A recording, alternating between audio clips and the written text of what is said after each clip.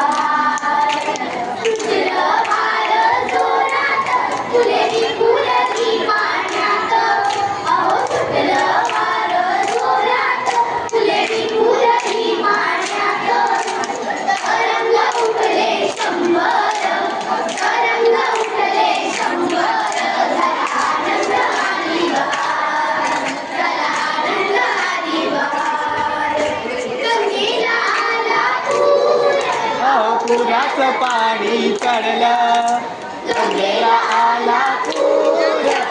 पुराचं पाणी चढलं, उडाला पायऱ्या 100. उडाल्या पायऱ्या 100. झाला आनंद आणि बहार, झाला आनंद आणि बहार. स्वर्गात आकाश रंगुला, हे गंगेला सोनेरी घाट. स्वर्गात आकाश रंगुला, हे गंगेला सोनेरी घाट. घाटाला पायऱ्या 100, घाटाला पायऱ्या 100. झाला आनंद आणि बहार, झाला आनंद आणि बहार, झाला आनंद आणि बहार, झाला आनंद आणि बहार, झाला आनंद आणि बहार, झाला आनंद.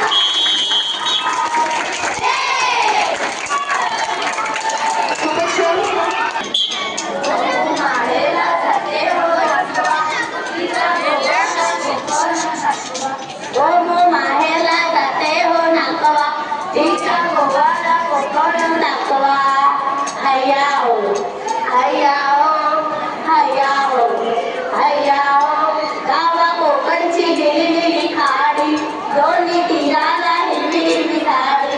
गावा कोकणची लिहिलेली खाडी, दोन्ही तीराला हिरवी हिरवी झाडी.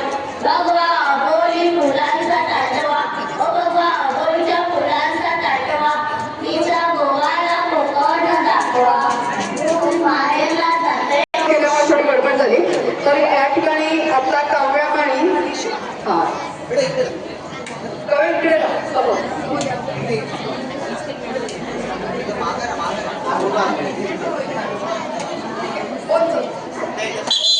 सगळ्यांनी शांत असायचं, शांतपणे. अजून फक्त 10 मिनिटाचा कार्यक्रम बाकी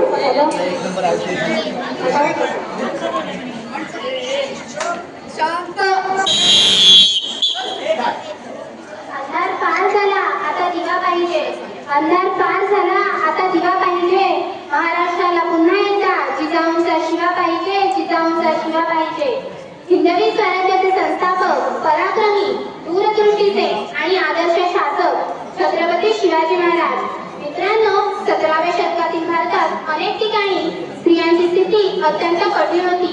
युद्धे, आक्रमणे आणि सत्ता संघर्ष यांमुळे स्त्रियांवर अन्याय आणि अत्याचार होत असत. अशा काळात छत्रपती शिवाजी महाराजांनी स्त्री सन्मानाला अत्यंत महत्त्व दिले. त्यांनी स्त्रीला केवळ आपल्या कुटुंबाचा भाग न मानता समाजात सन्माननीय घटक मानले. छत्रपती शिवाजी महाराजांच्या व्यक्तिमत्वावर त्यांच्या आई राजमाता जिजाबाई यांचे संस्कार होते. जिजामातेने त्यांना स्त्री जातीच्या सन्मानाचे बाळकडू घातले. म्हणूनच परस्त्रीला मातेसमान मानणारा व शत्रूंच्या स्त्रियांना सन्मान देणारा युग पुरुष म्हणून शिवरायांची इतिहासात नोंद झाली.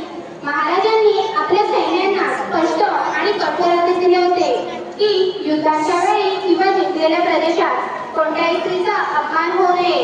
जर कोणता सैनिक स्त्रीचा छळ करताना आढळला तर त्याला कोणतीही माफी नव्हती. कोणी स्त्रीचा छळ अपमान केल्यास त्याचे थेट हात, पाय, कलम किंवा देहदंडाची शिक्षा दिली जात असे. त्यामुळे स्वराज्यातील स्त्रिया आहेत. आज आपण महिला सशक्तीकरण, समान हक्क, सुरक्षितता यांबद्दल बोलतो. पण महाराजांनी ते शेकडो वर्षांपूर्वी आचरणात आणले होते. त्यांनी स्त्रीला आई आणि माता म्हणून सन्मान दिला. आजच्या समाजात महिलांवर अन्याय होताना दिसतो. अशा वेळी आपण छत्रपती शिवाजी महाराजांचा आदर्श डोळ्यांसमोर ठेवला पाहिजे. प्रत्येकाने स्त्रीला सन्मान देणे, त्यांचे हक्क जपणे आणि सुरक्षित वातावरण निर्माण करणे ही आपली जबाबदारी आहे. आजच्या काळात जेव्हा आपण महिलांवरील अत्याचारांच्या बातम्या ऐकतो तेव्हा छत्रपती शिवाजी महाराजांचा विचार किती महत्त्वाचा होता हे प्रकर्षाने जाणवते. महाराजांचे महिला विषयक धोरण हे केवळ इतिहासातील पान नसून ते आचरणात आणण्याचे एक आदर्श तत्वज्ञान आहे. स्त्री ही सन्मानाची मूर्ती आहे हा विचार महाराजांनी रुजवला. त्यांच्या विचारांचा वारसा चालवून आपण स्त्रीला आदर आणि सुरक्षितता दिली पाहिजे. आज आपण स्त्री पुरुष समानतेच्या गप्पा मारतो. भाषण मंडळी थोडंसं ते तेजस्वी असतात. हो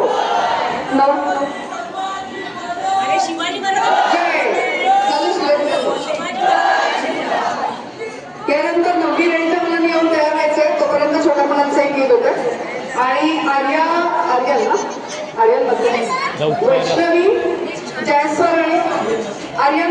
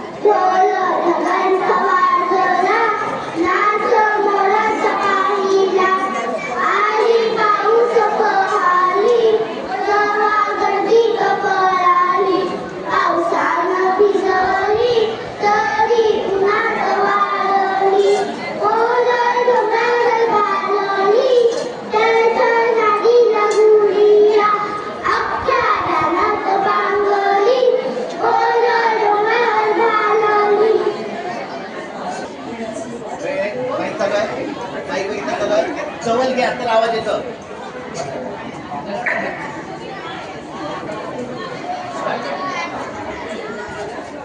करा स्टार्ट. मायभूमी जन्मभूमी कर्मभूमी आमची वंदनीय प्राणप्रिय माय मराठी आमची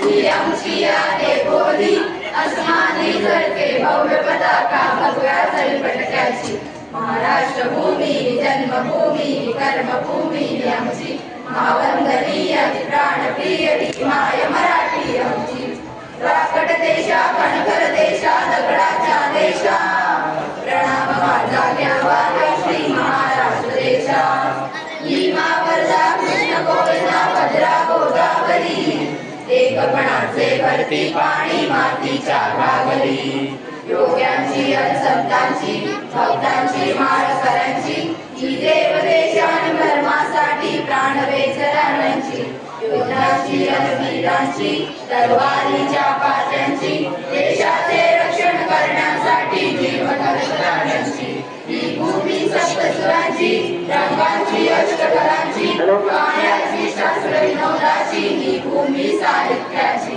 महाराष्ट्र भूमी जन्मभूमी कर्मभूमी आमची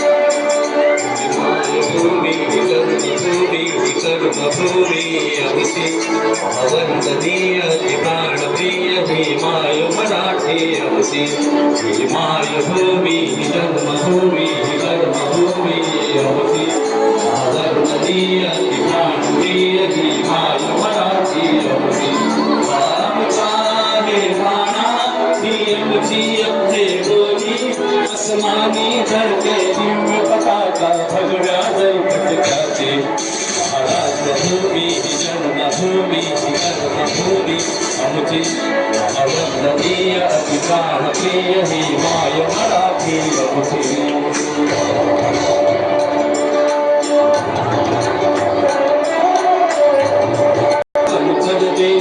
सगळ्यांच्या देशा प्रणाम माझा धावा हे श्री महाराष्ट्र देशा भीमावरदा कृष्ण गोयना भद्रा गोदावरी एकपणाचे घडती पाणी मातीच्या सागरी योगांची अनसंतांची यांची माळकऱ्यांची ही देवतेच धर्मासाठी प्राण वेचणाऱ्यांची योगांची अवीरांची हरीच्या पाठाची देशाचे रक्षण करण्यासाठी जीव खर्चणाऱ्यांची ही भूमी सप्तसुरांची गर्गांची अष्टकलांची काव्याची शस्त्र विनोदाची ही भूमी साहित्याची महाराष्ट्र भूमी ही जन्मभूमी ही कर्मभूमी अविश्वनीय अधिकार प्रिय ही माय मराठी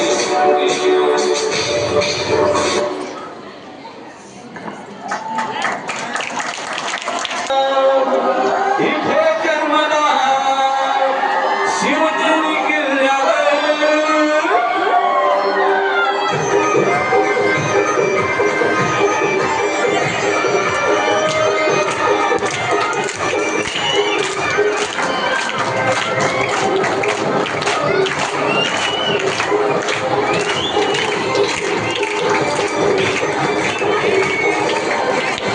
एकच राजा ये जन्मला शिवनेरी किल्ल्यावर एकच राजा इथे जन्मला शिवनेरी किल्ल्यावर माझ्या राजाचं नाव साध जयगड किल्ल्याचे दगडावर माझ्या देवाचं नाव साध जयगड दगडावर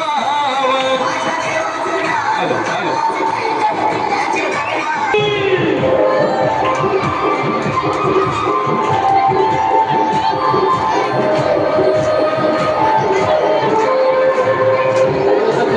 निर्माण केले तलवारीच्या धारेवर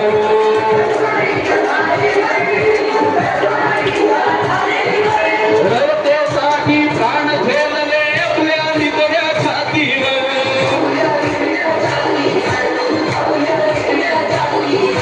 सुंदर स्वराज्य निर्माण केले तलवारीच्या धारेवर रयतेसाठी प्राण झेलले आपल्या नितळ्या छातीवर प्राणपणाने लढले मावळे भरोसा त्या राजावर प्राणपणाने लढले मावळे भरोसा त्या राजावर माझ्या देवाचं नाव गाज जयगड किल्ल्याच्या दगडावर माझ्या राजाचं नाव गाज जयगड किल्ल्याच्या दगडावर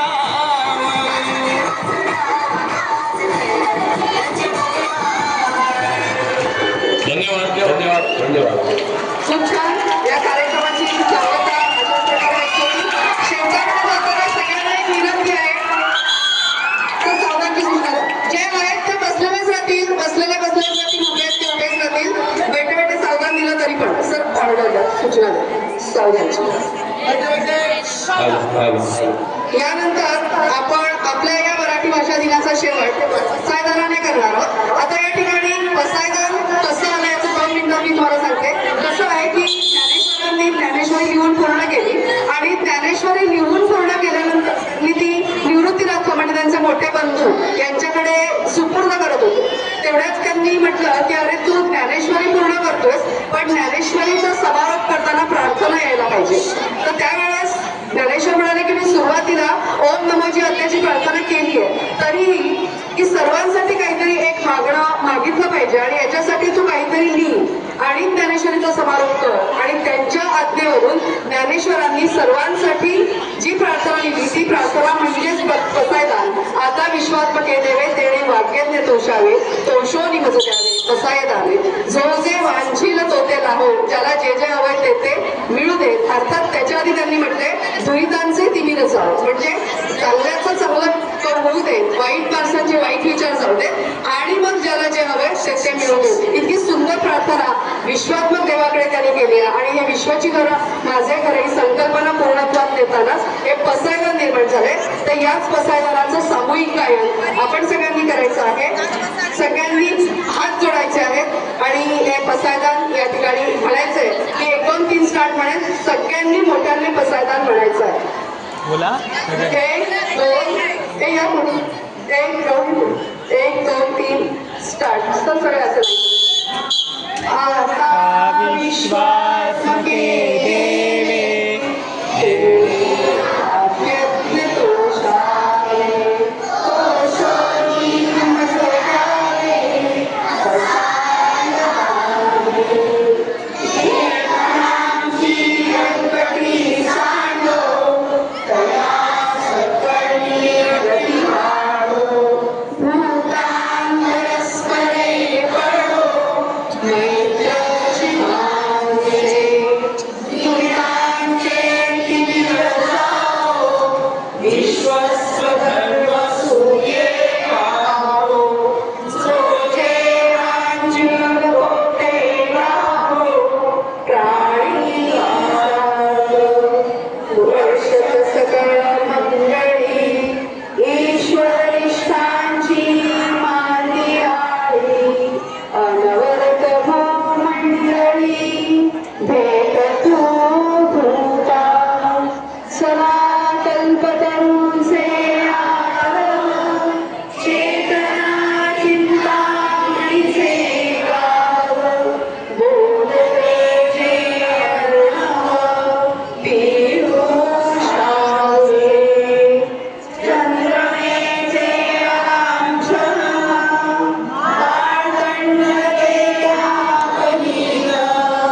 ते सर्वांगी सज्जन सोय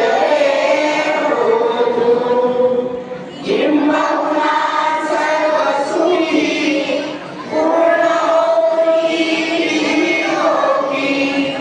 भजिलो आम्ही पुरुषी अखंडित आणि गंधोपजीविये विशेषी योगिये दुष्टादुष्ट विजये ओ आप्रेसी येतमणे श्री विश्वेश्वराओ हाईल दान बसाओ येणे वरे ध्यान देव सुखिया झाला सुखिया सुखिया धन्यवाद. या ठिकाणी आपलाच मराठी दिनाचा कार्यक्रम छान सुंदर आणि संपूर्ण आपल्या सगळ्यांच्या सोबतीने झालेला आहे. फक्त या ठिकाणी एक गोष्ट मला बोलायची वाटते की थोडं अरेंजमेंट बदलल्यामुळे शिक्षकांची जरा गैरसोय झाली. आपल्याला खुर्च्या अरेंज करता नाही आल्या त्यामुळे सगळ्यांना उभं राहावं लागलं. सर्व विद्यार्थ्यांचे